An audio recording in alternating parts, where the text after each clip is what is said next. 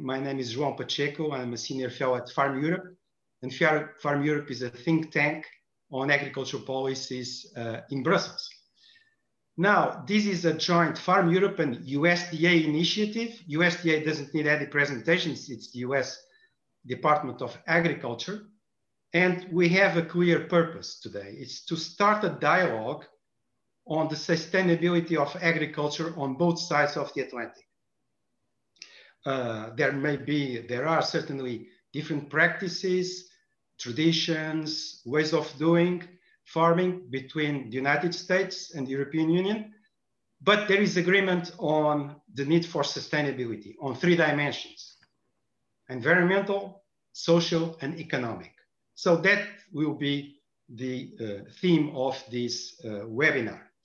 Now, very quickly, a practical outline for everybody attending and being with us today. We'll have three panels. In the first panel, we'll have two high-level speakers. I will introduce them briefly, followed by two senior officials, and then followed by two farmers and representatives of farming organizations. We'll have questions and answers after the first panel, after the high-level speakers, and then a second set of questions and answers at the very end. And please use the Zoom facility to put forward your questions. So as time is short, I'll pass immediately to the first panel and to the presentations of the two high-level speakers. It's a great honor to have both Mr. Norbert Lins. He is the chair of the European Parliament Committee on Agriculture and Rural Development. Thank you for accepting and being with us today, Mr. Lins. And then also Ms. Ted McKinney. You serve as the USDA Undersecretary for Trade and Foreign Agricultural Affairs. A honor to have you with us also today. So without further ado, may I ask you, Mr. Lins, to take the floor for your comments, for your words? Yeah, thank you very much. Thank you very much for the invitation, dear Mr. Pacheco, dear Mr. McKinney, dear Mr. Basco, Mr. Hutchins, Ms. Tshiforu, and Mr. Hakewood. Ladies and gentlemen, by 2050, it is estimated that the world population will reach 10 billion people. That is a lot of hungry mouths to feed. As the world population continues to grow, we are all faced with the common challenge of how to produce enough food while maintaining the health of the environment. The US and the EU certainly agree on the fact that sustainability plays a major role to protect the environment. However, the new farm-to-fork strategy in Europe has caused a debate on how to bring sustainability, competitiveness, and food safety together. I'm happy that we can discuss our different and common ideas on how to do this. With great interest, I have read the article by US Secretary Sonny Perdue on how Europeans forgot about their farmers. While I agree with his analysis, I would phrase it differently. The farm-to-fork strategy cannot provide a solid approach for nowadays challenge, since it focuses too much on the farm part in farm-to-fork and forgets about a fair burden sharing from all actors. In my opinion, we need 5 key aspects to balance both the needs to ensure the production of economic and affordable food and food security, and the need to be sustainable and protect the environment. First, all actors have to be involved. The strategy can only be a success if all actors have the feeling to be included and that their input is valued. In this, the US and I seem to agree. The farmers need to be more heard and included. Secondly, the strategy needs to be based on science, implying the strategy to be scientific policy making. Especially today with COVID-19, a long overdue impact assessment diving into the aspects of food security, quality, and income stability is necessary. In this sense, I agree to the US point of view that the strategy should be based on real agricultural science instead of, so to say, political science. It is my belief that without science, the strategy remains just a nice to have paper, lacking truthworthiness and seriousness. Furthermore, and thirdly, I think that market-driven solutions are key to find a strategy that takes into account the economic dimension of this challenge. In this sense, the strategy should focus on target corridors and incentives rather than obligations and fixed targets, which provides flexibility in extreme situations such as climate-related changes.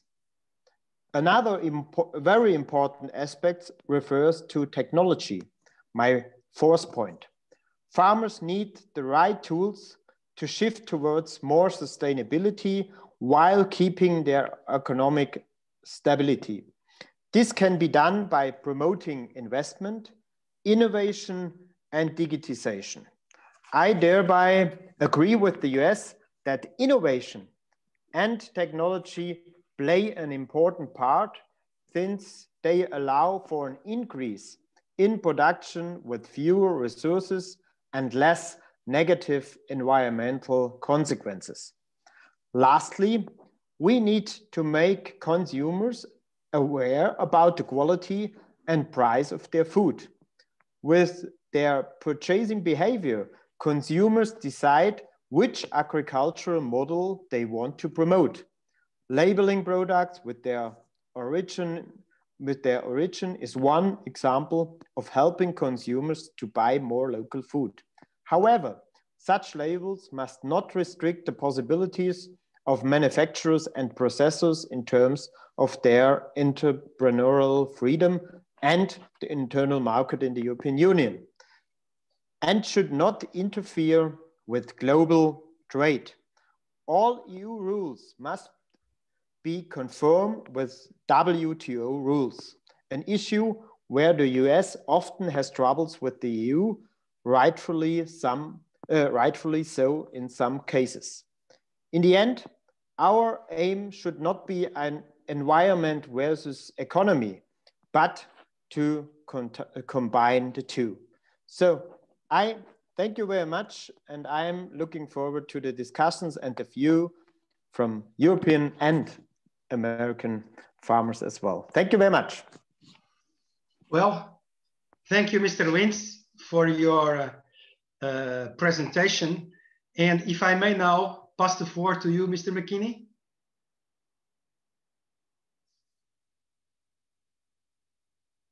Micro, please.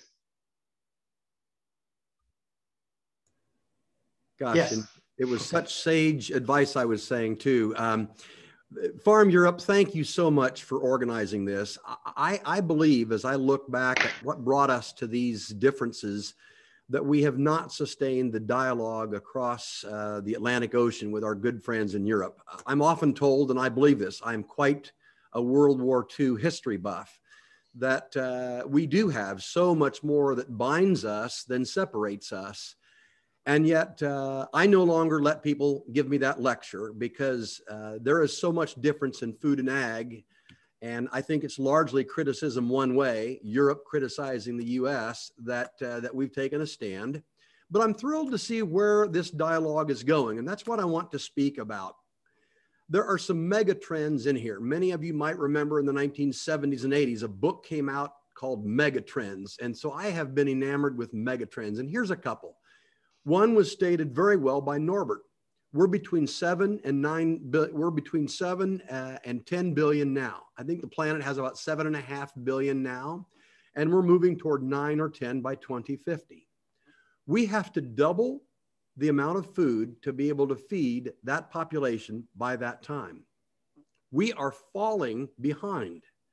Every year at the very famous World Food Prize held in Des Moines, Iowa, they reveal the gap report that talks about, are we meeting up? Are we keeping up with the need for productivity? And the short answer is we're not. Now, there's several reasons. A lot of it is food waste, and I'm thrilled that people are addressing food waste. But food waste by itself will not solve this problem. Food waste is not going to double our food production. We have to look at innovation, which is what has delivered the world its food supply for the last many decades, even into the millennia. That is what we've got to stay focused on. And it's the rejection of these technologies. The ones I'm familiar with all have proven not only safe, but very safe. That's what I'm focused on, and that's what I'd like to speak about. Now, as we look at innovation, there's no doubt we always have to keep sustainability in mind. And I've always been taught, and I think most of the world accepts, that sustainability is a three-legged stool.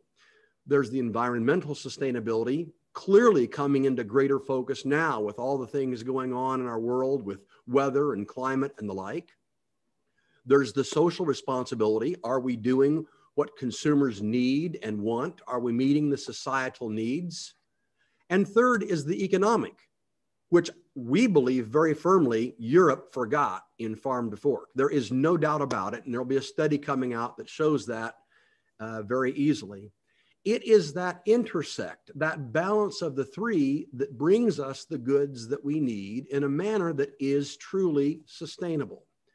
And so that's what I want to visit on. Now, I'm not going to get into my friend Dr. Scott Hutchins' talk because he brought along the blueprint, the science blueprint for USDA, and by extension, I think all of US agriculture is and should look at it. And then we're both working on the innovation agenda, which is merely a discussion that says innovation is our answer. Let me give you a very clear example. I'll take you to my own family farm in Indiana. Corn and soybeans is what we've produced. For 45 years, we had a swine finishing operation. We plant for the market. We've had white corn, popcorn, we've had GMO corn, we have non-GMO corn, we have seed corn. Let me talk about the GMO and the non-GMO. We have used technology such that we now take a corn planter or a soybean planter, it's the same planter, right into corn stalks. We leave those corn stalks the previous fall, and we take a very nice planter into that farm and we plant soybeans right into corn stalks. We're having record yields year after year. We're up every year in our productivity. We're also not disturbing the soil like we did when I was a kid. Back then, you moldboard plowed it, you'd flip that soil over in the fall usually, sometimes the spring, and then you had to disc or cultivate it twice, sometimes 3 times to get your seed bed. We do none of that. And today, our greenhouse gases that are emitted from the transition and the tillage of farmland soil is 1/2 of the farmland in Europe. The data is out there, and it's because we have adopted no-till and minimum till. Let me talk about minimum till. We have found that on our soybean stubble, which we leave the year before, we plant and we have to till it once. We're about 3 inches deep and we have the seed bed we need. 1 pass, not 3 or 4 passes. That too is saving greenhouse gases, yet still preparing a seed bed.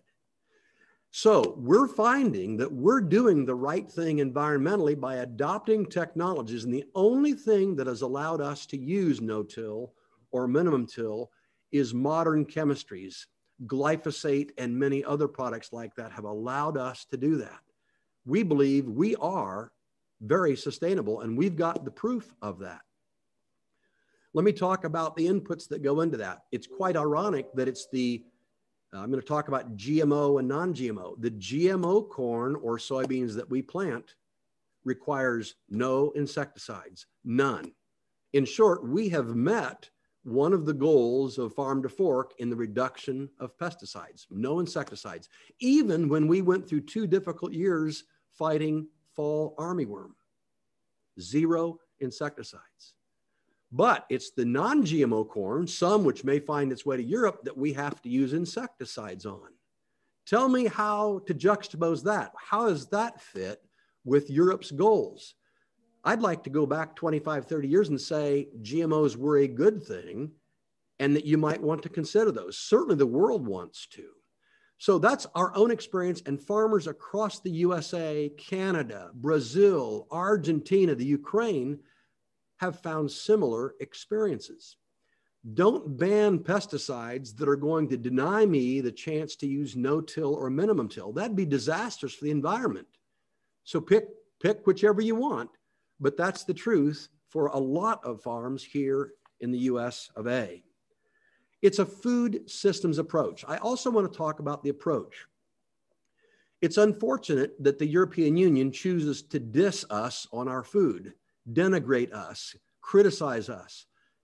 Europe is the only place in the world that does that to us. We talk about chlorinated chicken and hormone beef and big industrial agriculture. Well, let me point out a couple, 3 things. Every one of our farms, no matter what size they are, is a family farm. 95% of our family farms are just like my mom and dad's. My twin brother manages the farms, yes, with some hired labor, but the same goes for Europe. We don't criticize you, even though you've got African swine fever ravaging parts of Germany and Poland and other parts. Back when mad cow disease came to the UK, what an unfortunate instance.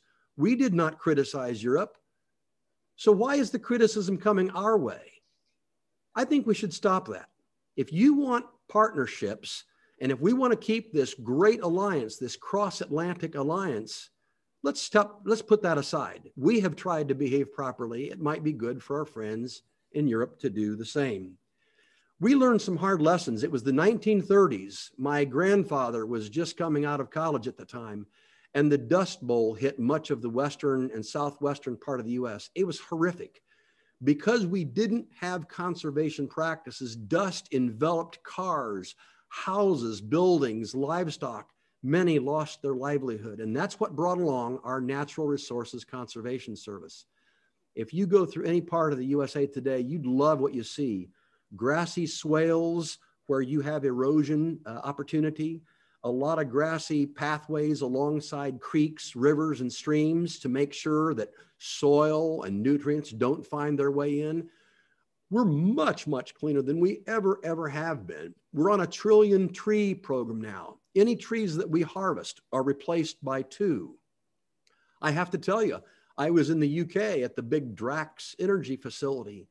They went from they said this, I'll take their word for it. They went last in Europe to second, I believe, by converting 2 coal-fired energy plants from coal to wood pellets, mostly supplied by my friends in the US. And these are waste parts of trees that might be going in lumber. And whatever we cut, two trees replace the one. So we are all sustainable people. Your system of sustainability may be different than mine, but that doesn't mean that I'm less or that you're less. We are both sustainable, and we want to get more dialogue like this. We want to bring many of you over. I've told farmers, we told the Secretary of Ag in the UK, and I've said this to the Brussels folks, come on over and point in any direction, and we'll go visit barns, and we'll see how you feel about our animal welfare. I think you'll be pleasantly surprised. And maybe that will make this hostility go away. So our ag innovation agenda, which I'll just touch on because I think Dr. Hutchins will embellish it, is all about using innovation to solve these problems. It was innovation that lets us reduce and eliminate insecticides. It is innovation that has brought our fertilizer usage down by 1/3. And we know this because we measure it. We know. We also know that there's no fertilizer left in the soil by the year end. We have dialed it in that accurately. We still put cover crops because it retains the soil. sucks up any excess nitrogen, phosphorus, or potassium that might still be there. And let's talk about some of the real wins, including one for France. What about a French scientist and her colleague that won the Nobel Peace Prize here a couple, 3 weeks ago for the development of gene editing, the CRISPR-Cas technology? Way to go, those of you in France. Maybe agriculture and the policies that come from France and the rest of Europe could emulate the incredible discovery that those two scientists showed. I also think it's really cool that the World Food Program won the Nobel Peace Prize.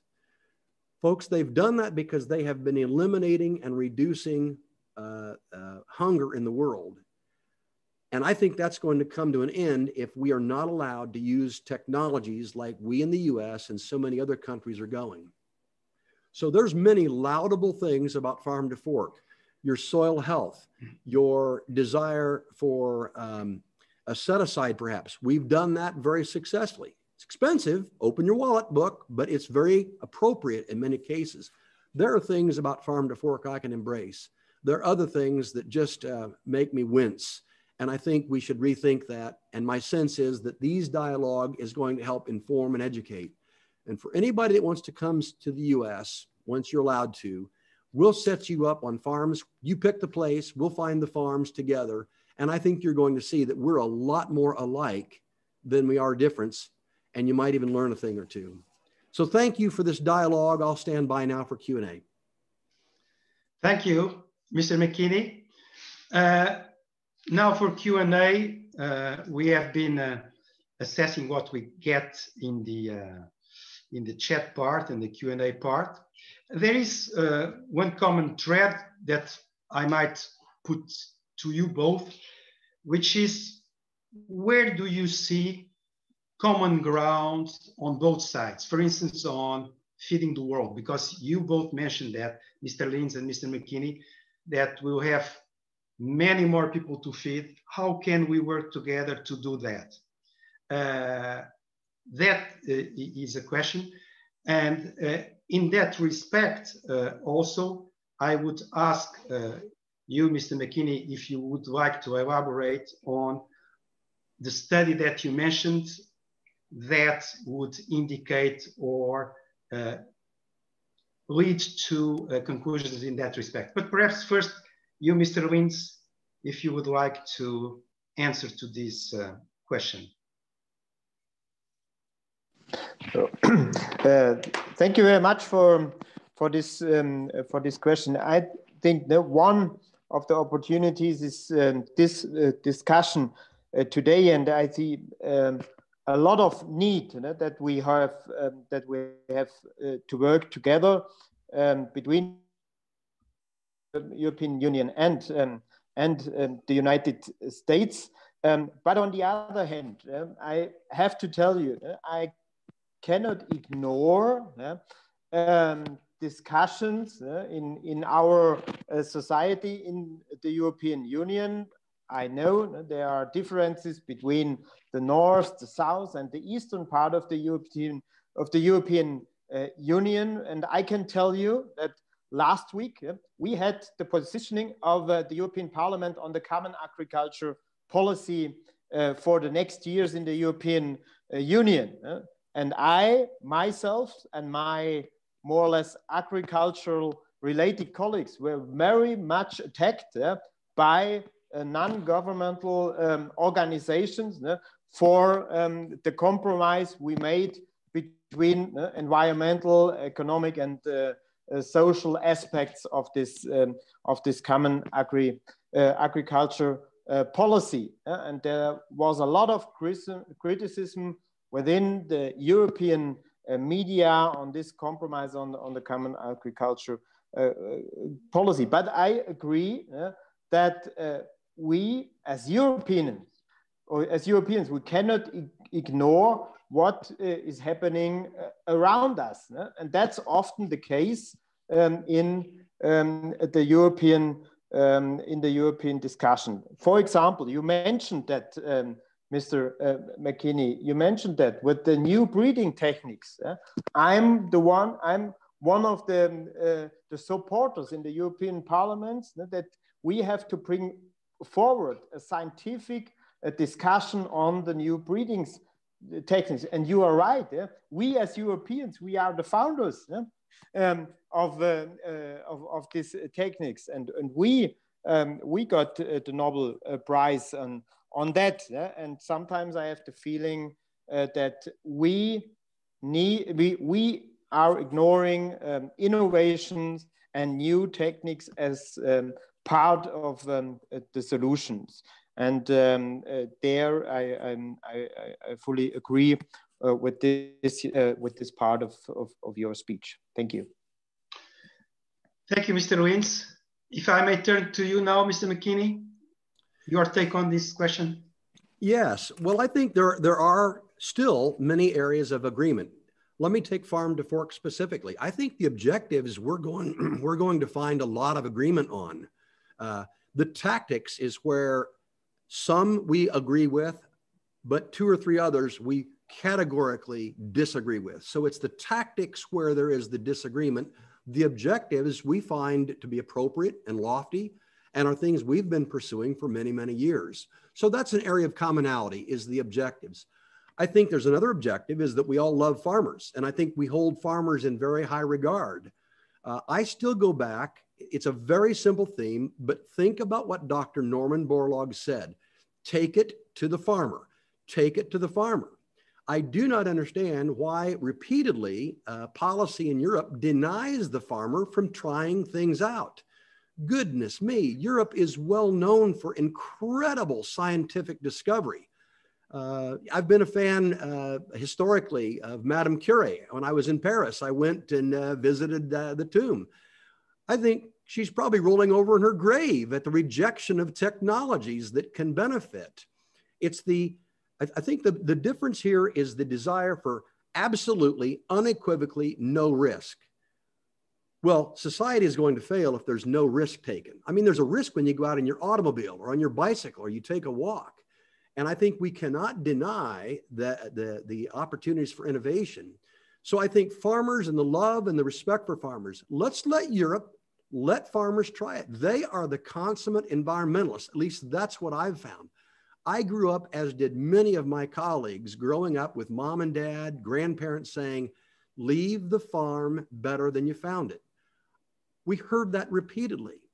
And I want you to know, I think the spirit of feeding a hungry world, sometimes that's a cliche, it's overstated, but to this day, I still talk to farmers, and yes, they've got to make a living, but that's still what drives a lot of them. The pride of knowing that the excess that they produce that goes beyond what they and their family need is going somewhere in the world to provide for a needy family. It gets them up in the morning and gets them bed at night. It's really something that drives. Finally, I think we have to be honest. If we continue to reject technologies, or if regions of the world like Europe continue to reject, and I'm not so concerned about Europe. If Europe just wanted to do that for Europe, that's your choice. But Europe is choosing to export this philosophy and dictate to other countries around the world that you too will follow this methodology. Oh my gosh. What do we say to our kids and our grandkids when famine and starvation sets in? And it will. It will. And by the way, I'm not saying that because I'm an advocate of big farms or innovation. I support them. But when I was the director of ag in the state of Indiana, I spent more of my time helping new farmers get started, and many of them chose organic. I was their biggest fan. I found programs that lifted them up.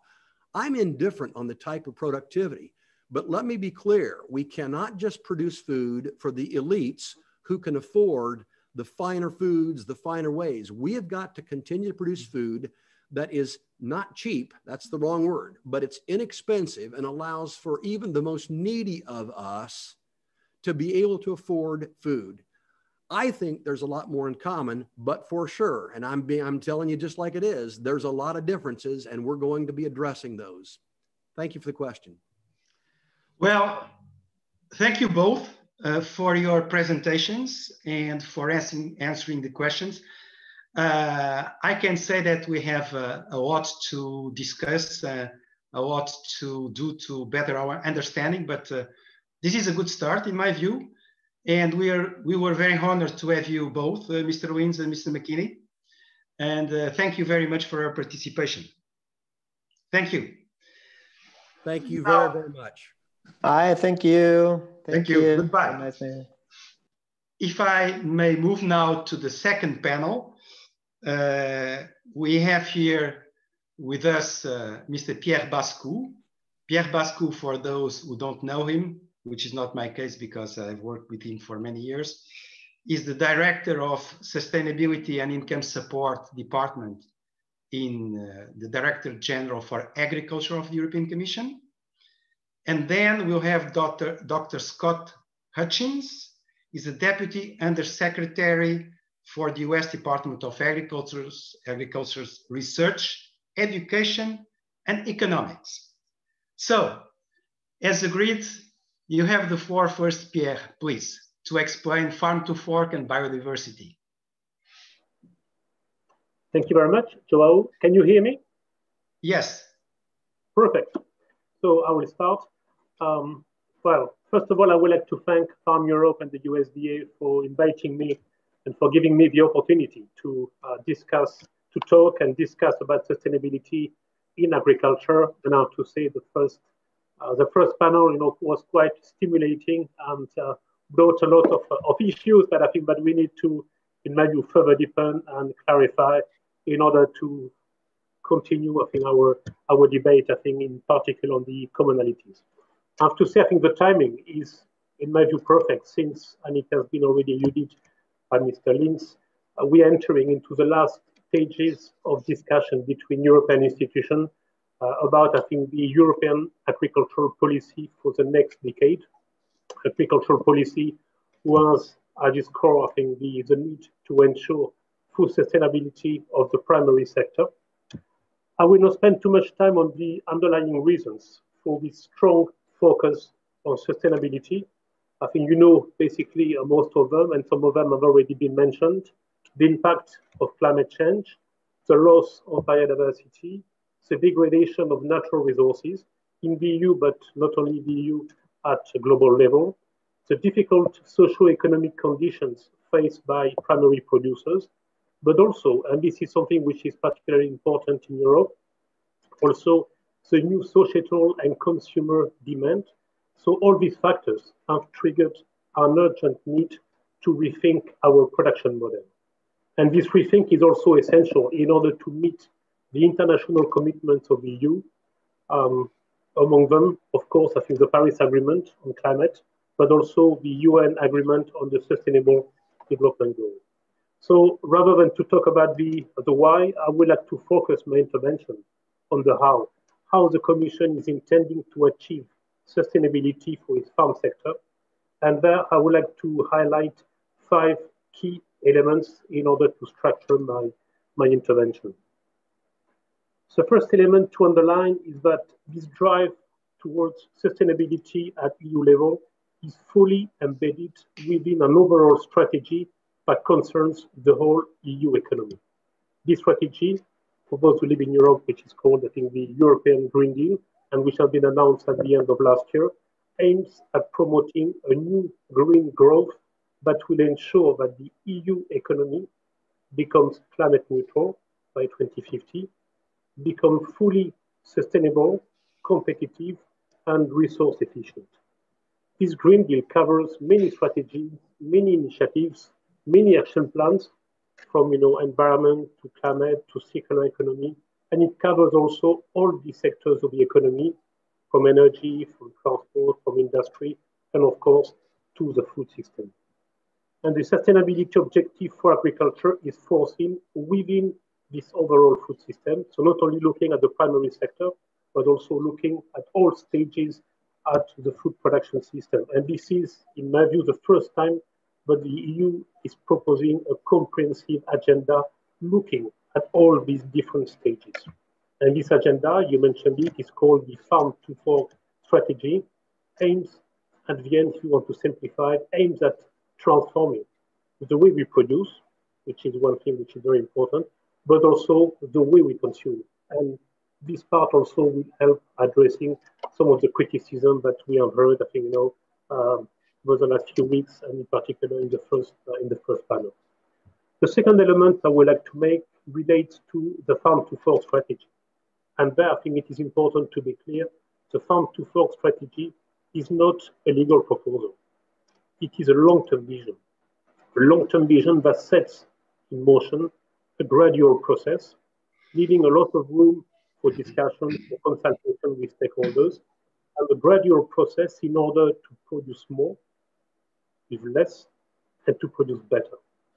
And a gradual process that builds on the many efforts that have already been achieved, but that we need to strengthen, because we shouldn't forget that in Europe, over the last 20 to 25 years, we have reduced significantly the level of greenhouse gas emission. We have reduced significantly the level of fertilizer use, of pesticide use, etc., etc. And we have improved water quality. So a lot has been done, but we need to strengthen that. So what is proposed in the farm to fork strategy is not a revolution, even if we like a lot in many parts of the EU talking about revolution, but it's mainly an acceleration of the shift towards sustainability. And this in view of four elements. The first one is to further reduce the environmental and climate footprint of the food system. Second element is that to lead a global transition towards sustainability, because the difficulty we find in Europe, in the US, in Brazil, in many parts of the world are common. The answers may be different, but I think this part is the challenges are common. We want also to make primary producers fully benefit from the new opportunities linked to this new demand for sustainable food, but opportunities also from the emerging carbon farming market, from the potential development of the bioeconomy. So from a wide range of new economic opportunities that will emerge in this transition towards sustainability. And last, and fourth and last, we want also to ensure that our food system is robust and resilient. And in my view, this is extremely timely if we look at the impact of the pandemic, the impact that the pandemic had in the first half of this year. It is extremely important to consolidate the resilience and the robustness of our food system. So the ultimate objective is to ensure that everybody has access to safe, sustainable, sufficient, and affordable food, and at the same time, and it has been said many times in this first panel, at the same time ensuring fairer economic return for all the different actors across the food chain, and in particular for the primary producers. The third element I would like to mention refers to the quantified target, because they have drawn a lot of attention. This long-term vision has been translated into quantified targets to achieve by 2030. And this, besides a lot of other initiatives related to animal welfare, food consumption, dietary pattern, food waste, etc., etc. These targets relate to the reduction in the use and in the risk of chemical pesticide, in the reduction of excessive use of fertilization. And here I would like to underline the excessive use of fertilization. There's no point, I think, in reducing fertilizers per se. In the reduction of the use of antibiotics, but also in the increase in the area under organic farming, in the increase in the areas dedicated to on-farm biodiversity, and this is something which has already been tested in the US a few years ago, and also in order to improve the coverage of rural areas and for farm producers in terms of next generation broadband. And there it is important to underline that these targets are meant to be, I don't know if it is an English word, but I'm sorry, in French, I'm not an English expert, are meant to be aspirational, political, and they are meant to be set at EU level. So these targets are meant more to illustrate and to demonstrate the magnitude of the efforts which are needed in order to reach the overarching objective of sustainability, rather than being targets that need to prescribe what farmers have to do and increasing the red tape for farmers. They are meant to drive and steer the Commission work, and they are meant to encourage and stimulate member states in designing and implementing the future agricultural policy in the context of this strategic plan. And if you allow me to use an example, in the field of pesticide, this would mean first to reduce delays in the approval process of pesticide. This will mean revising the legislation on sustainable use of pesticides. This will mean also investing more in the development of alternative crop protection products and investing more in developing alternative farming practices, such as precision farming, agroecology, agroforestry, organic farming, etc. And this target will also drive member states to ensure that the strategic plan, meaning I think the plan in which that will embed, that will integrate all the policy decisions, that this strategic plan contain measures to encourage and support financially farmers to reduce pesticide use. My fourth element that I would like to highlight relates to one of the points which have been raised at many times. I think the first panel relates to the role of research, innovation, investment, and new technology, which are at the heart of the strategy. And one of the speakers before me, I think, has mentioned, Europe is a great place for science. And we do believe that digital technologies have the potential to increase both the sustainability of the sector and also its competitiveness. We believe that they can transform agriculture by helping farmers to work more precisely, to work more efficiently, and to work more sustainably through sensors, through more tailored applications for fertilizers, irrigation, etc. And this will help farmers to reduce the level of use of input and also the level of greenhouse gas emission. We can also mention agro-robotics that can help support the production process. The Commission is also currently looking into new innovative techniques, and there I would like to underline, including biotechnology and the development of bio-based products, and the role that they may play in increasing sustainability. For instance, in the role that they may play in reducing the use and the risk of pesticide, of course, and I would like to add, provided that they are safe for consumers and provided that they are safe for the environment. An area where Europe wants to continue investing relates to the satellite imagery and its role in supporting farm management, in particular precision farming, for improving jointly the economic performance of the farm sector and the environmental performance of the sector. Satellite data provide also information that can create opportunity for advisory services, and they can also give nearly real-time overview of production at regional or national level. Of course, information that can be best used, I think, by farmers, but also by policymakers. We also need, in this context, to improve our technological capability to obtain the information necessary for improving sustainability. Now, with this concerns primarily the development of clever algorithms. They are mainly based on artificial intelligence, algorithms that are capable of extracting the agro-environmental information from satellite, from drone, or from any kind of smartphone imagery. But in the future, we should also benefit from enlarging the scope of data sources from versatile satellite sensors, from the harnessing of Internet of Things originating from farm machinery and sensors. So there's a lot that needs to be done in terms of research. There's a lot that needs to be done in terms of investment, but we do believe that investing in these digital technologies and in the promotion of the use of these technologies will significantly contribute to succeed on the sustainability ambition in the EU. My fifth and last point that I would like to talk about, I think, is I would like to say a word regarding the tools that the Commission has proposed for the future policy framework in order to support this transition towards full sustainability. And here I would like to highlight three elements. The first one is that we have proposed a new, what I would call a new policy delivery mechanism that can provide much more flexibility for the member states in order to, I would say, meet better the specific needs at local or regional level. Second element I would like to underline is that we are proposing a more integrated approach between the agricultural policy on one side and the legislation and the policies related to environment and climate on the other side.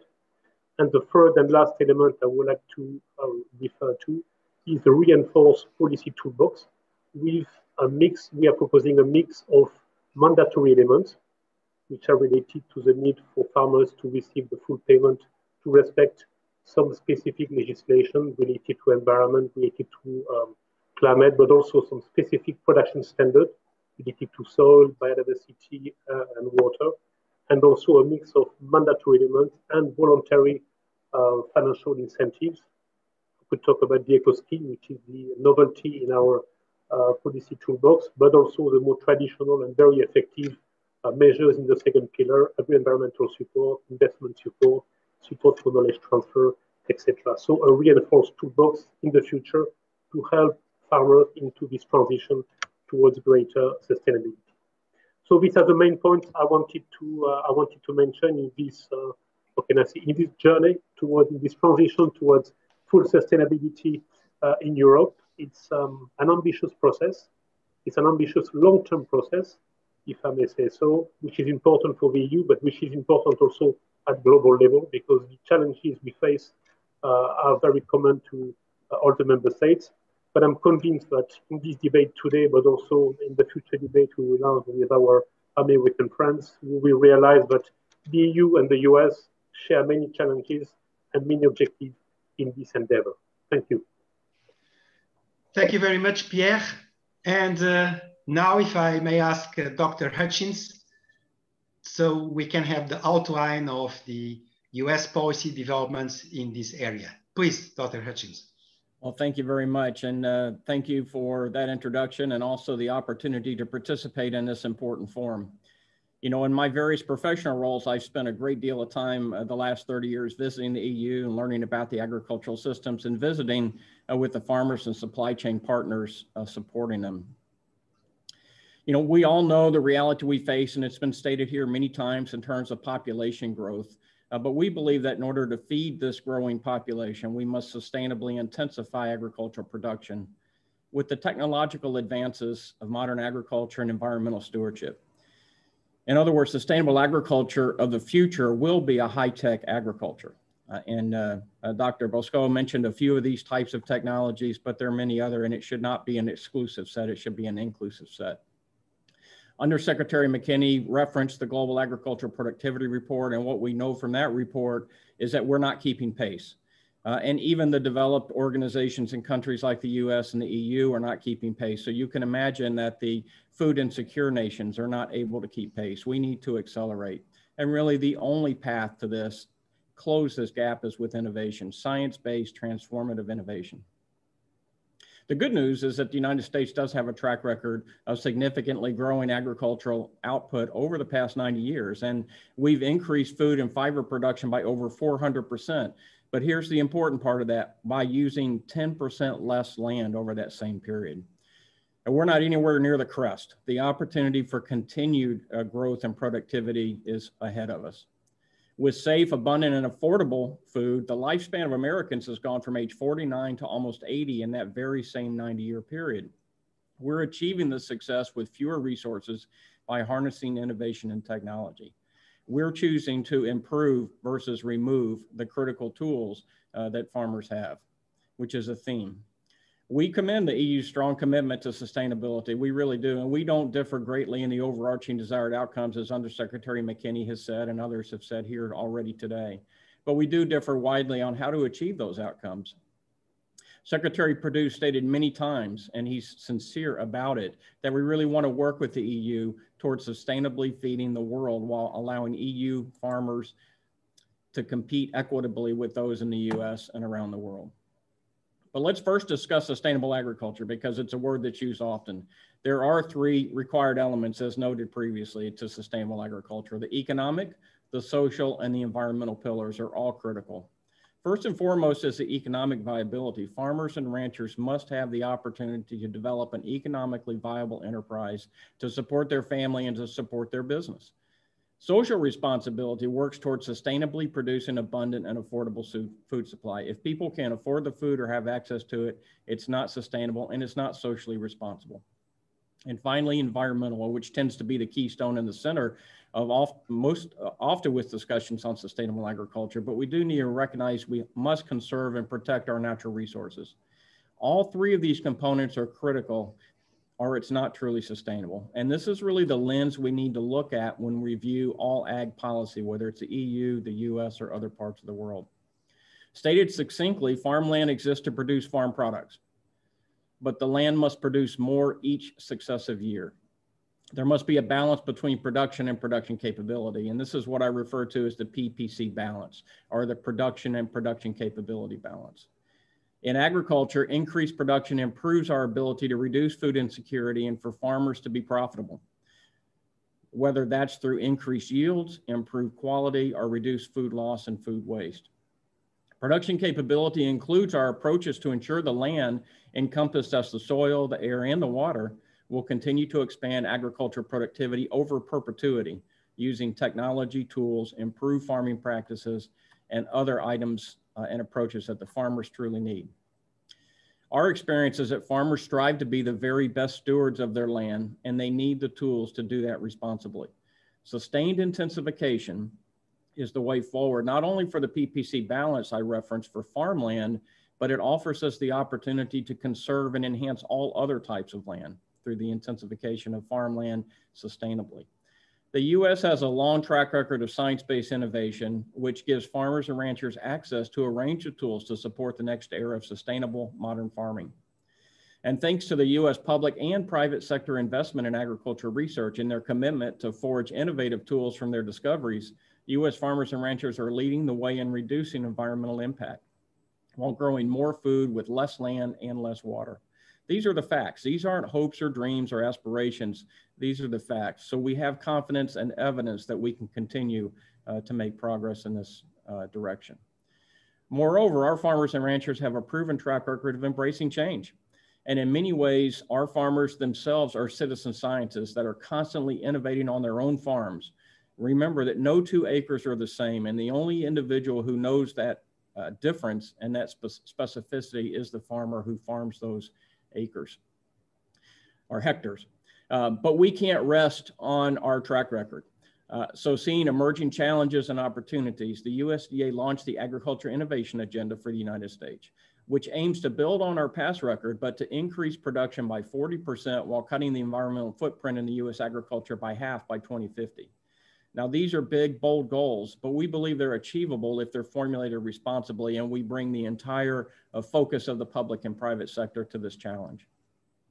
The policy has 3 interdependent components: research and innovation, program adoption to ensure that the tools are utilized, and output and metrics to measure our progress and expected outcomes. So when we say something like reduce environmental footprint by 50%, we define what that looks like, we measure our progress to that end, and we seek to achieve it. The United States whole of society approach to stimulate open innovation enables American farmers and ranchers to continually produce more with fewer resources. The progress this past century is proof that sustainable intensification of agriculture is truly possible. There were some examples cited earlier. Host plant resistance is one I'll restate. Host plant resistance to insects via proven safe genome design, for example, often yields better than their conventional counterparts, particularly in drought scenarios. So we also see demonstrated climate resiliency as a result of this adoption of technology. Environmentally, there's been an intentional consequence of this technology to reduce the use of pesticides while achieving a far more consistent and resilient cadence of production. Remember, the same individuals and groups that developed the genetically modified insect resistance were the ones that previously had developed pesticides for that same market. So they're willing to advance and innovate toward new solutions. Moreover, these technologies scale up and down, meaning small landholders in food insecure countries can utilize these technologies within their own breeding programs with minimal investment or supply chain infrastructure. So we can truly have an impact on the world with the utilization of these technologies. Modern agriculture production tools, including pesticides, fertilizers, veterinary products, and genetic enhancement, afford farmers and ranchers the advantage of managing their production for higher yields while strengthening their production capability, that PPC balance I referenced. So when combined with new and emerging digital technologies, and we agree certainly that these are the forefront of major advances, their attributes of the traditional or their past technologies are further enhanced, improved, and focused to minimize any additional impact. We need to ensure that policies don't inhibit research in doing what it does best by always improving and pioneering cutting-edge solutions. Technologies have life cycles themselves. Investing to replace or improve older tools is versus simply removing them is the essence of sustainable agriculture. Farmers and society both benefit in an improve versus a remove policy paradigm. Removing critical products farmers need is not an aspirational goal, that's a definitive goal. Next generation technologies in agriculture will allow for prescriptive intervention and database design of farming decisions. Tools informing and improving variety selection, plant spacing, fertilization, pest control, and more are almost beyond our imagination today as these technologies continue to evolve at a rapid pace. So at this critical juncture for humankind, let's not stifle the creativity of researchers or disincentivize the evaluation, creation, or modification of revolutionary technologies. Let's fully embrace it and incentivize it. The USDA Agriculture Innovation Agenda is our plan to embrace enhanced technology and tools to meet the agricultural sustainability challenges and truly strengthen the Ppc balance. And we also just launched the USDA Science Blueprint, which has 5 key themes that represent the capabilities we need to build and embrace in the next era of agriculture. These include sustainable intensification, which includes concepts such as regenerative agriculture as an example, and will help us mitigate climate impacts. A second full theme is climate adaptation to ensure we bring breeding technologies and others to allow us to adapt. Food and nutrition translation, taking precision to the nutritional concepts, and in value-added innovations, which allow us to continually improve the use of our farm products, reduce loss and waste, but also to advocate for science policy and science policy leadership. The EU Farm to Fork approach, it seems, takes a very different path than what we've proposed with the Ag Innovation Agenda. And without regard to finding substitutes, the EU policy potentially reduces access to the very tools that farmers and ranchers depend upon. The loss of crop protection tools, for example, will impact productivity due to increased crop losses, which cause problems along the food supply chain, such as quality, safety, food security as a whole ultimately will suffer. These impacts are more than intuitive, they can be modeled. Farmers and ranchers need access to a range of tools. Without them, the very livelihood of the farmer or rancher will be at risk, which essentially abandons the farmer, the only group that can steward the land and manage the Ppc balance on behalf of society. Look, science is not regional and most innovations have global utility. Without access to critical uses and applications, innovation may stall or be discouraged within the private sector. Coupled with the concerns of the US government has expressed more broadly with Horizon Europe, we can only conclude that agricultural research collaborations between the EU and third countries will be severely hindered to allow us collectively to address these challenges. Science supports the development of the tools and production systems, and science determines their risk. Science policy that embraces risk proportionate and rational regulatory frameworks enables sustainable agriculture. The frequently cited precautionary principle, however, is not a science principle at all. It's a political principle and has no place in science-based regulatory frameworks. You know, we can't pick and choose our facts or when we believe in science. Damage to health and nutrition has already been recognized because many groups essentially encourage people to fear their food. That is not going to support food insecurity challenges that we face. Technology will be the only way we can address the impacts to agriculture from a changing climate and a growing population. And the sooner we embrace that reality collectively as a global community, the sooner we can conserve more habitat and enhance conservation and biodiversity. I mentioned that the impacts could be modeled, and the USDA Economic Research Service, part of my group, has done just that in the stated targets identified in the Farm to Fork strategy. ERS has used a widely acclaimed and often used global trade analysis project model, GTAP, developed and maintained by Purdue University to do this modeling. It's a widely recognized global model. The consortium that contributes to the data and uses the model, of course, includes the EU. So it's data that's generated from the EU. The results indicate the potential for negative impacts to farm income and farm productivity while consumers pay more and global ag GDP drops. For example, EU farmers will see or could see their production decrease by 7 to 12% under these policies, and farm income decrease by over 15% on already tight margins in the farming community. But one of the most concerning impacts is the estimated increase in global food insecurity. The report clearly indicates that if only the EU implements their policy, then 22 million additional people around the world will become food insecure. Far more will become food insecure with a broader adoption. A peer-reviewed report summarizing the analysis will be released soon and will be available on the ERS website. I encourage you to read the report once it's available. It's staggering and reminds us that agriculture policy, while seemingly local, also has global impacts. As noted, sustainable agriculture has three key components: financial, social, and environmental sustainability. The economic research clearly shows that proposed farm-to-fork policies fails on the economic and social criteria, and the environmental one is not based on any sound science. So we must conclude it's not remotely sustainable. Nonetheless, we do truly want to work with our European colleagues to identify ways to meet the original farm-to-fork ambition for sustainability, while allowing farmers to have access to their tools, while stimulating innovation to create new transformative solutions and tools, and improving the tools that they have today. Science and innovation can enable the three components of sustainable innovation and bring balance to production and production capability around the world.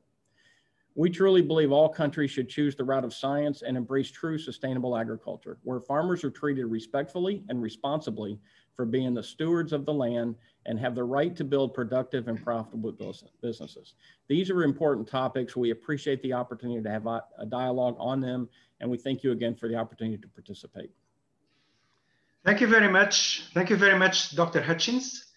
May I remind viewers that you can ask questions through the Q&A chat part in the Zoom facility you are on. And now I'll move to the third panel. We have heard views and outline policies in both sides of the Atlantic. Now let's move to those who are directly concerned with the application of these policies, and also those who can have new opportunities or face those challenges. I welcome Éli Tsifouroу. She's the Director General of GAIA Επιχειρείν.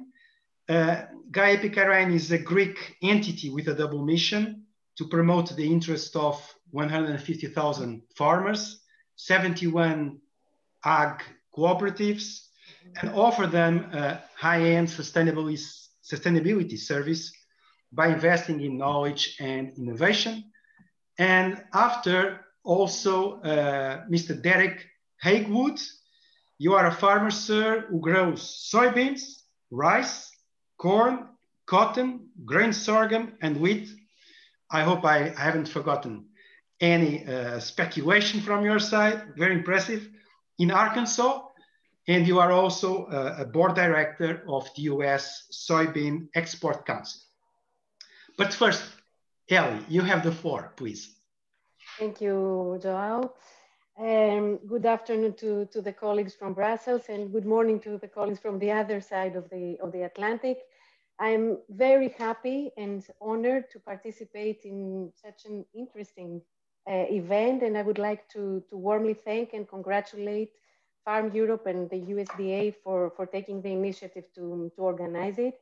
Indeed, as we read in the invitation, considering the policy developments at both sides, there couldn't be a more perfect timing to establish this transatlantic sustainability dialogue. Well, I'm not a farmer myself, but I have been working with farmers and representing them for many years. And one first remark I would like to make is that I firmly believe that farmers all over the world, and I'm saying this with strong convictions, don't have that many differences.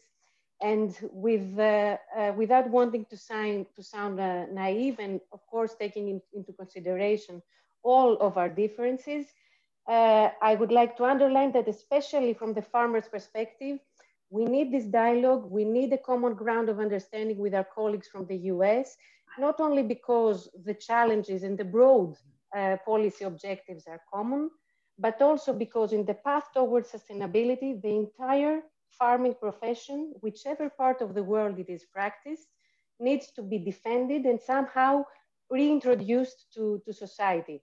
I thereby believe that there is also common ground even for action. And I really look forward to the unfolding of the next steps of this dialogue that we are launching today. I would like to begin my brief presentation on how we address the sustainability challenge as Greek farmers, but also as members of the bigger EU farming family, by sharing with you a reflection on the sustainability term itself. I think that we all agree that we repeatedly witness in history the emergence and re-emergence of terms that kind of flood the public sphere and become dominating concepts. The risk always with this conceptual inundation is that in the end, terms may become empty of meaning and sort of ready-mades that we apply without really signifying or pointing to something concrete. In the case of sustainability that we are discussing today, I believe that it is up to farmers to bring meaning to the concept by engaging in concrete practices, and on the other side, that it is the policymakers' responsibility to design support and tools that allow for these concrete practices to flourish. So following this reasoning, I will first briefly present you what we are doing in Greece in order to bring sustainability into practice. And then based on our experience and the lessons learned, I will extrapolate a bit by bringing into the discussion some key messages at policy level.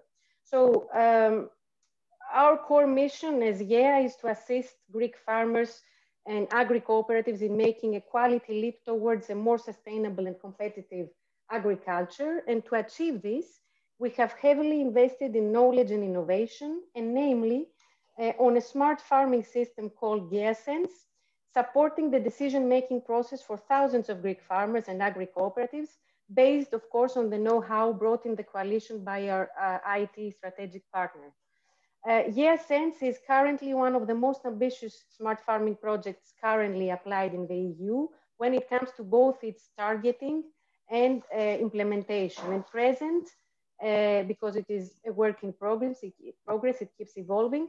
It is applied in 65 areas in Greece, in 33 different crops, covering more than 100,000 hectares. And it is also being applied in different countries in the EU and non-EU countries like Spain, Portugal, Poland, Cyprus, and Ukraine. So how does it work? We collect data from 4 different categories of data sources. First of all, from the sky, through the open EU Copernicus satellite system. From the field with proximity sensing data that are acquired through a network of telemetric stations that are placed in the fields and that measure atmospheric, soil, and plant parameters. From in situ observations and sampling, this is where the practical empirical knowledge of the farmer and the advisor play in, and also the collaboration with research institutes for what concerns plant and soil analysis. And the 4th source of data, which is essential, is the data that comes from farmer himself, meaning from the digitalization of the farmer's actions in the field. The farmer has to continuously feed in the system on his practices on the field if we want to calibrate it in the next cultivation period. So all these complementary types of data and knowledge, technological, scientific, practical, organizational, etc., are used to provide smart advice to farmers on 3 main components: fertilization, irrigation, and plant protection.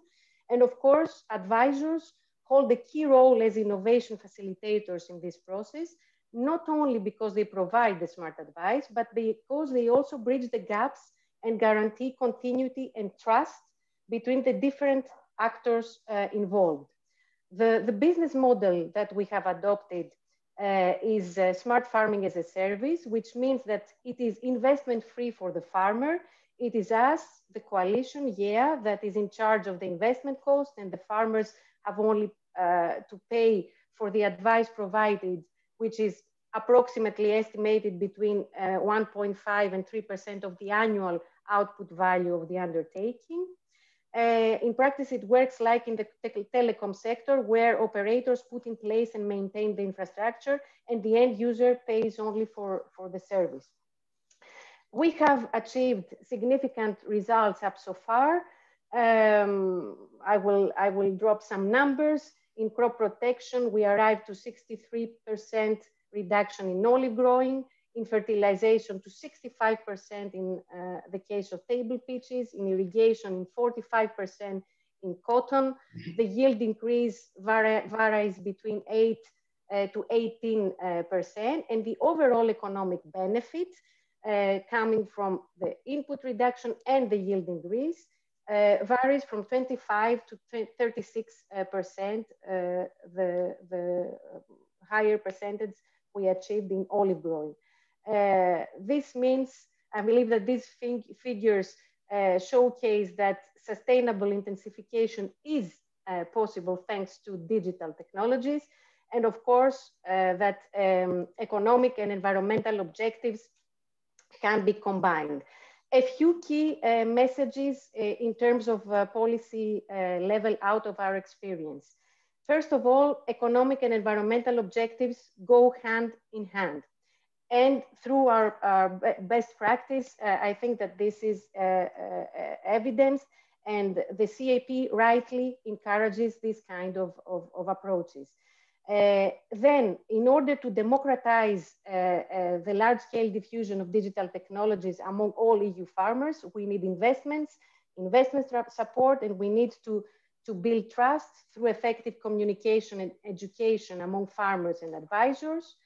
Another point, data should become meaningful for farmers through the provision of technologically enhanced advisory services, and this is why the CAP rightly places an ever-growing emphasis in farm advisory services that will be enriched in the future policy by the enormous potential of digitalization. And then fourth point, we shouldn't ignore the potential of data sharing with all the different parameters, of course, that we have to take into account, because data sharing and interoperability at EU level could be a great asset for a swifter double economic and environmental performance for EU agriculture as a whole. So I'll put a full stop here, and thank you for your attention. Well, thank you so much, Ellie. And now we would love to hear from you, Mr. Haygood. Please, you have the floor. Thank you. And thank you for the opportunity to be here and on this conference. And after listening and having the opportunity to speak here at the end, after listening to all the speakers, this has been great. And one thing I realized is after the grower from Greece, after listening to fellow farmers speak, you can tell that there's a lot of passion. And I too have a tremendous amount of passion. And when I think about sustainability and what that sustainability is to me, it's hard to put a number on it.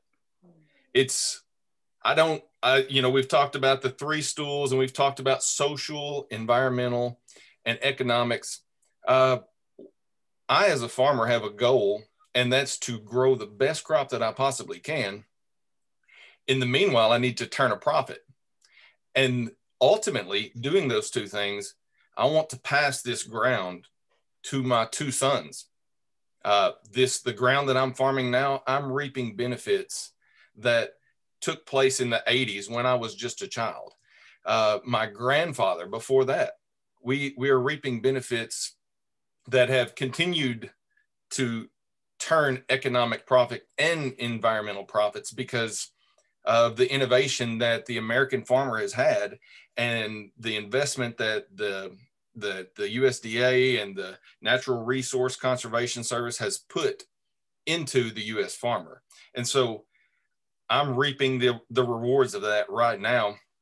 And we could quote numbers and talk all these numbers, but what I see is that I have a healthy soil, and it's been passed to me, and I can feed my family. And not only doing that, I can feed the world, and I can continually turn out this high quality crop that the US is known for. So I have to keep on track because I'm so passionate about that, because you talk about my livelihood and you talk about the future of the future generations coming behind me. So as you mentioned, I do grow a variety of crops here in Arkansas. In the South, we have a longer growing season, and I have the ability to grow many different crops. Whatever the market calls for, I can switch and do that. You know, we talk about growing rice and cotton, and we have the technology to do that side by side. Those two crops are very hard to grow side by side because certain chemical drifts and things can be very dangerous. But one thing that does show is that our soil, we're not producing a crops or crops that are just a monoculture. I can go from soybeans to corn to rice to cotton. And during the off season, like right now, we're focusing a lot of time on planting cover crops. And that has been a true innovative new way that we are making our soil more healthy. In that cover crop, we plant a variety of things. We're planting cereal rye and black oats, mustard, all these things that are helping the soil and eliminate pests in the soil, such as nematodes, by incorporating mustard into our cover crop. And we've been doing this for about 6 years, and we're starting to develop a technique or you know, almost an art of perfecting what blend helps the sandier soil or the loamier soil. And this is something that the U.S. farmer, not just myself, we always are pursuing, is being a trendsetter, taking advantage of the new technologies and the new opportunities that present us.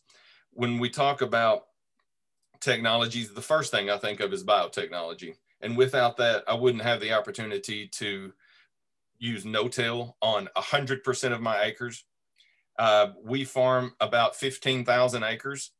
And I'm sorry, I don't know how many hectares that is, but for each 1,000 acres of farm ground that we no-till, we save 4,000 gallons of diesel fuel.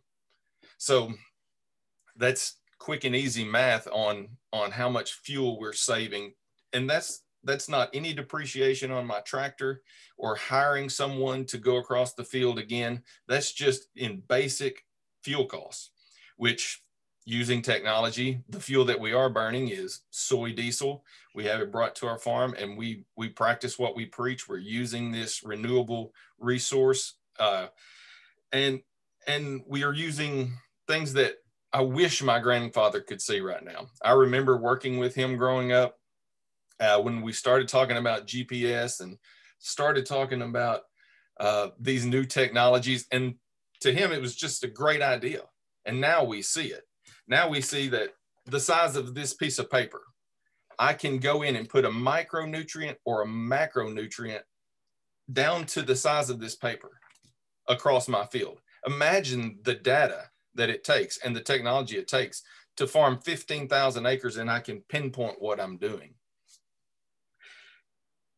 It's something that I want to be on the cutting edge on. I want to try new technologies. When these traits come out in seeds, we have test plots. We have new test plots out right now that seed companies are trying to develop to use less fuel, to use less water, to use less chemicals, to use less fertilizer, because yes, that is great for the environment. But to go back, what I'm talking about, I don't want to spend money on fertilizer or chemical. That comes out of my pocketbook. So the less I use, not only is it better for my farm and the water on my farm and the ground, it's better for my pocketbook. And ultimately, that economic impact, that resounds very loudly to me, because I have to continue to do this, and I want to continue to practice my passion.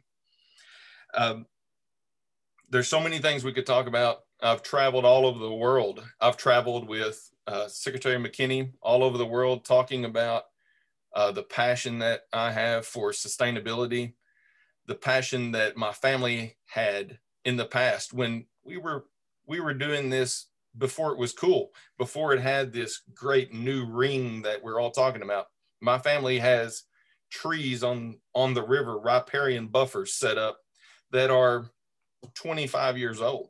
And that was put in place by my grandfather to protect his land that I'm farming, protect the river, to protect the soil, and protect that asset that has continued to provide for my family for over 100 years.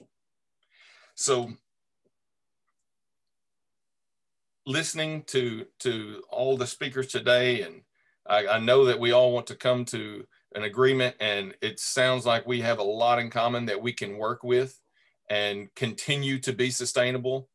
I hope that trade, which has become such a major thing for the U.S. farmer, we want to be involved with the EU. We want you to continue to purchase our soy, to continue to purchase our goods.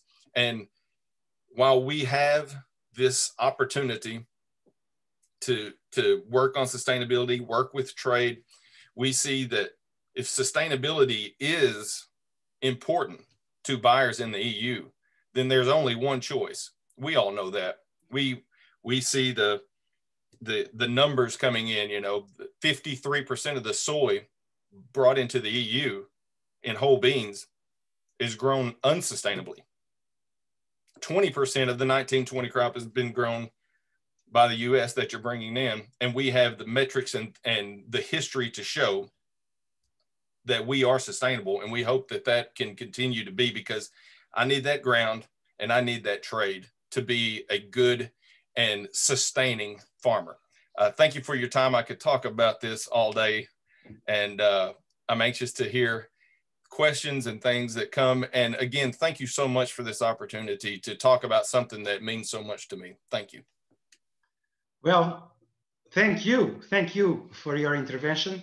We have a bunch of questions. There is one that might be asked to all of you, but I will give the floor first to you, Mr. Haygood, and you, Ellie, if you want to start, and then after Dr. Hutchins and Pierre, you are most welcome, which is something certainly true here in Europe, but I believe also probably in the United States, which is a growing lack of trust from the public on farmers and farming. What are your views on that? Ellie, do you want to have a start?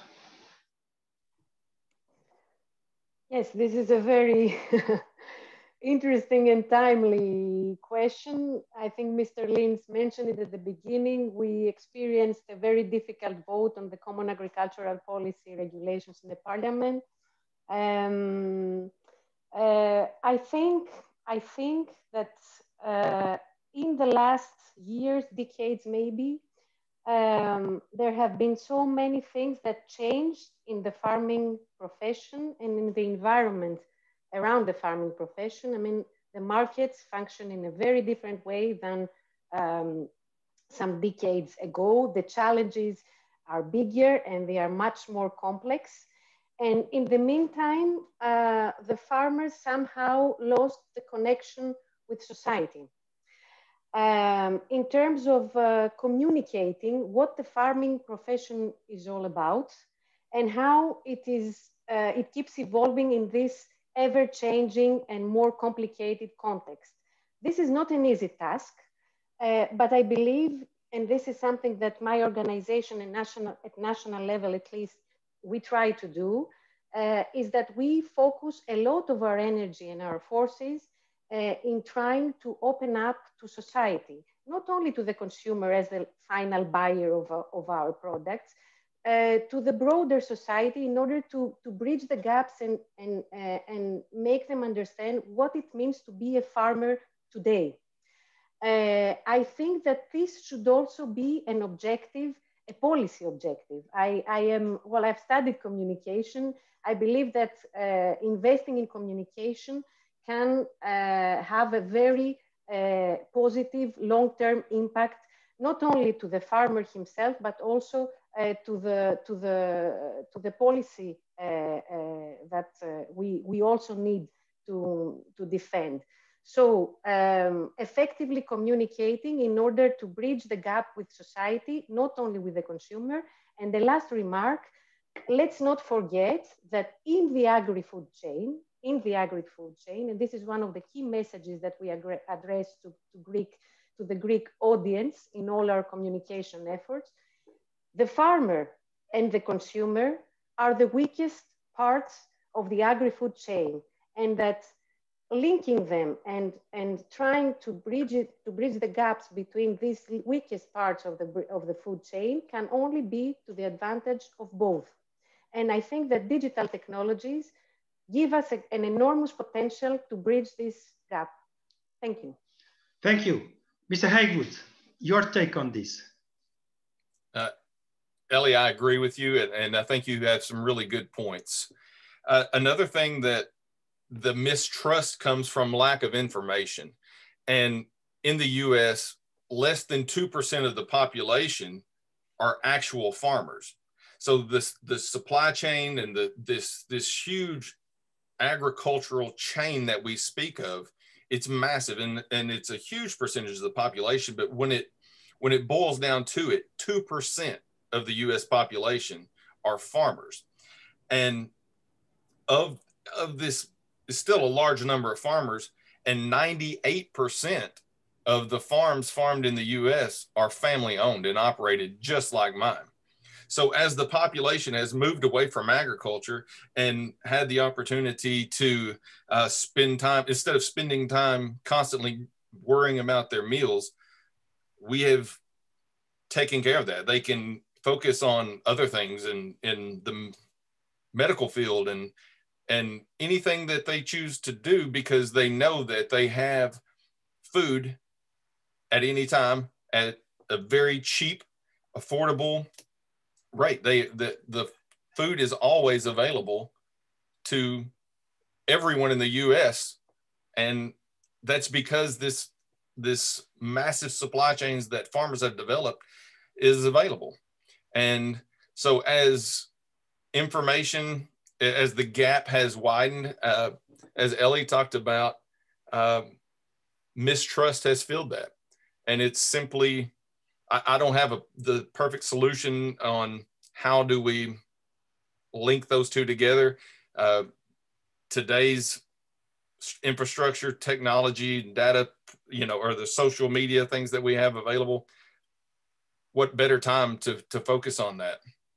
But I think it's just simply because a lack of information, because so few people are with their hands in the dirt. Thank you.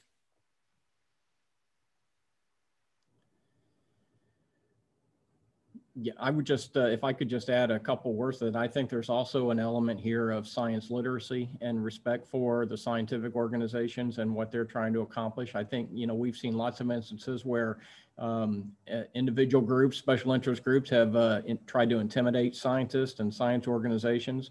When I think back to Europe, it's really been the cradle of science over time. And all the great names have come from that area, and they're not always listened to today. And the same is beginning to happen in the United States. If we can align on some common scientific principles, and I would add to that as well that we need an innovation strategy globally for this, not just a specific activity, so that everything aligns. In the United States, for example, the USDA, obviously you've heard about our strategy, but we're working hard to work with the Environmental Protection Agency, the Food and Drug Administration, the other groups that have a role to play here, so that we're not just focused on what's good and what's bad, but what the strategy is to migrate toward a better place for that. But at the same time, bringing along and supporting farmers like Derek and his colleagues so that they're part of that along the journey. So I think, science doesn't solve the problems, but science can be the basis for ultimately providing the framework and the common facts and understanding for society to work towards those solutions.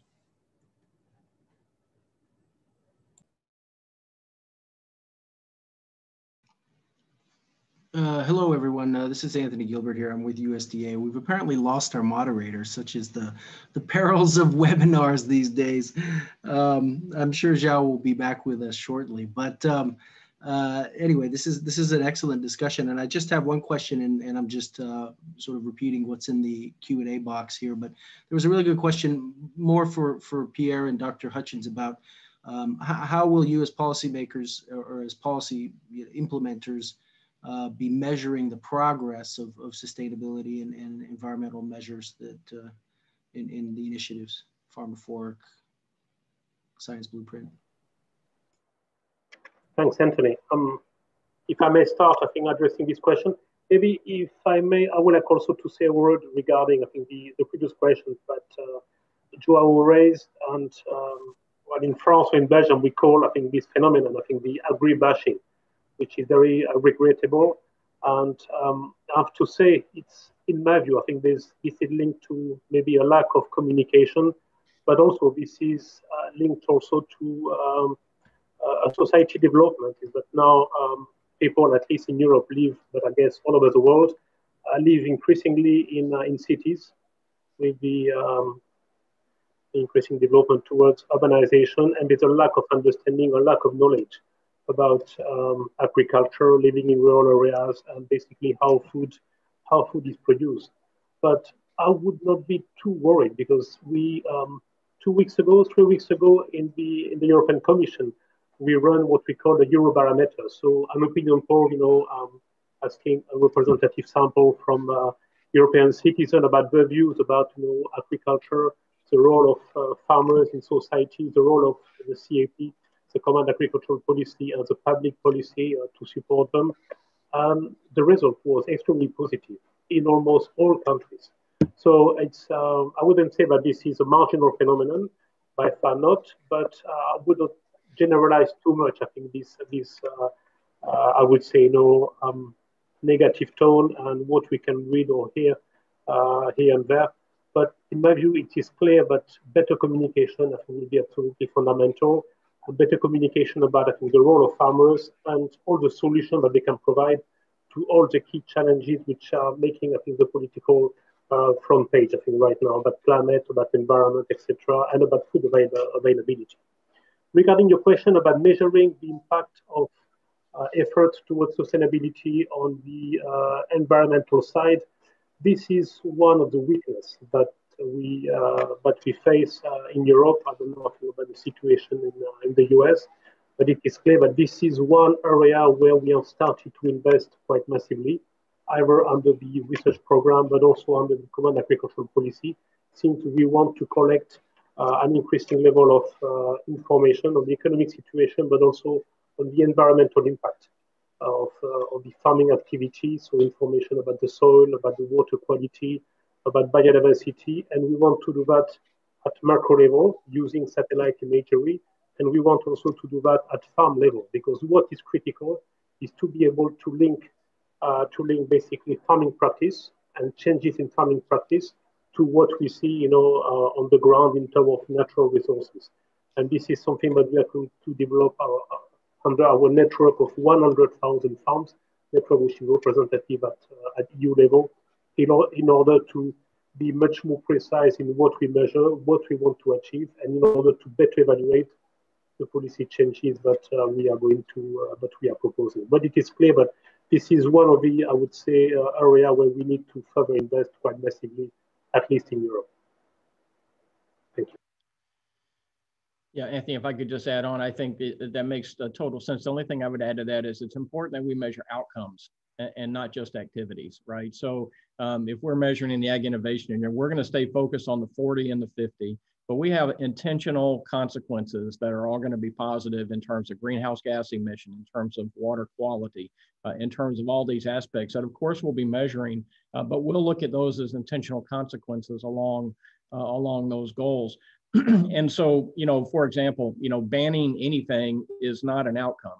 That's an activity. What we're looking for is, can we keep the water cleaner? Can we keep the soil healthier? Can we keep the greenhouse emissions low? And whatever it takes to do that, we'll be measuring that. But it's going to be focused on the outcomes and not the activities per se. Excellent. Well, thank you. Zhao is back, but he's suggested that perhaps I can close this out. I see that we're over time. I really want to thank all the speakers in this event, Dr. Hutchins, Pierre, Ellie, Derek, and of course, Chairman Linz and also Undersecretary McKinney. You know, we think this was an excellent first start in terms of a transatlantic sustainability dialogue.